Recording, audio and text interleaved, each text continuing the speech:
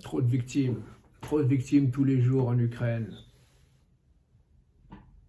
C'est injuste.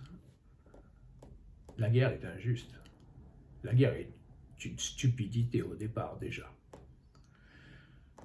Je pense que si les femmes étaient au pouvoir, on aurait moins de guerres. Je pense que les guerres sont beaucoup dues à la testostérone. Ouais. Les femmes sont en train de monter en politique et avec un peu de chance, on pourra expérimenter, les femmes au pouvoir, moins de conflits. Pourquoi l'Ukraine? Oui. Ben, c'est pas l'Ukraine. Moi j'étais russe. J'étais russe jusqu'à l'âge de 40 ans. Je n'ai jamais pu penser que j'étais ukrainien avant. Je savais bien que mes grands-parents venaient d'Ukraine et que ma mère était ukrainienne. Mais à l'époque, être ukrainien, c'était être russe. C'était pas vraiment une nationalité à part, sauf pour les Ukrainiens, bien entendu, qui étaient déjà tout à fait organisés politiquement pour être un pays à part entière dans l'URSS. Mais à l'étranger, vous savez, l'URSS, la Russie, c'était la même chose. Donc, URSS russe, Romy russe, ben voilà.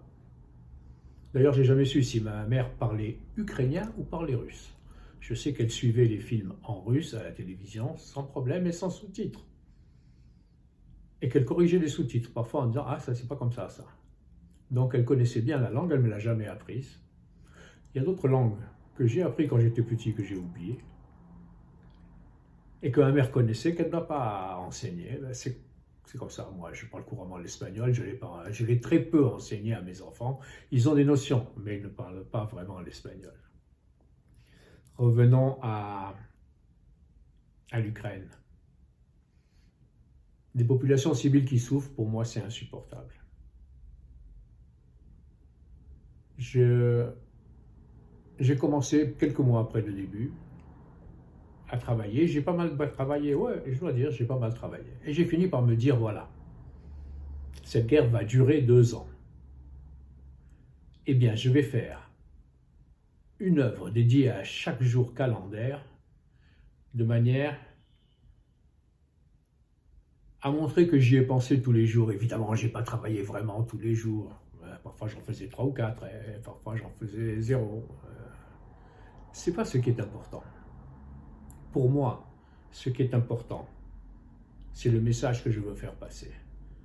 Le message que je veux faire passer, c'est un message universel qui peut être accepté par tous. Pas de guerre, pas de conflit. Asseyez-vous et négociez. Trouvez une solution, faites comme vous voulez, mais ne faites pas la guerre. La guerre, c'est des victimes, et les victimes, elles n'ont rien à voir avec tout ça. Elles n'ont rien à voir avec le fait que la frontière doit passer d'un côté, d'une rive ou l'autre rive du fleuve, ou alors au milieu du fleuve. Pourquoi voulez-vous tuer des gens pour savoir si la frontière doit être sur la rive droite, sur la rive gauche ou au milieu du fleuve? Expliquez-moi ça. Les gens parlent en général la même langue des deux côtés. Ils se marient entre eux, ils ont des enfants entre eux. On ne va pas commencer sur ce sujet. On va rester sur l'Ukraine, sur les victimes. J'ai fait une œuvre par jour pendant 2 ans. Je les donne aux victimes du conflit ukrainien.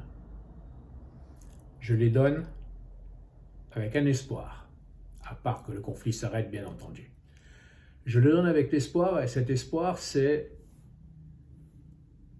de récolter beaucoup d'argent. Que vous, les donateurs, soyez pour une raison quelconque intéressés à aider, que vous puissiez avoir accès à ces œuvres, les acheter. Sachez que l'argent, moi, je ne le touche pas. L'argent va directement à la Croix-Rouge ukrainienne, qui fait un travail admirable sur place, qui est chapeauté par le Comité international de la Croix-Rouge. Et j'aimerais que beaucoup d'argent soit récolté. J'aimerais que vous soyez généreux. Moi, j'ai été généreux de mon travail. Vous savez, c'est pas facile de faire tout ça. Je l'ai fait. Parfois avec angoisse, souvent avec satisfaction. Mais ma satisfaction ne sera totale que le jour où vous aurez participé, où vous aurez mis la main dans la poche pour payer. Parce que payer aujourd'hui, c'est aider les victimes, c'est aider des gens qui souffrent, c'est aider des femmes, des enfants, des vieillards, et beaucoup, tous, sans abri. La Croix-Rouge ukrainienne fait un travail énorme. On va le soutenir. La Croix-Rouge ukrainienne et le Comité international de la Croix-Rouge, qui sont également présents sur place, font un travail qu'on doit soutenir. Les victimes ont besoin de vous. N'hésitez pas.